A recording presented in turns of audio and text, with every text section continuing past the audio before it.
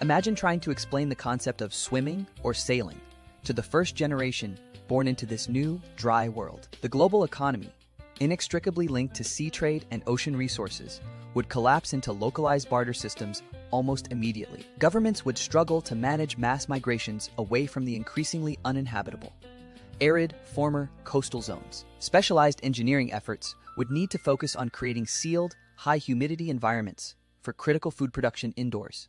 The vast exposed plains would become treacherous landscapes, where dust devils evolve into genuine threats to surface travel.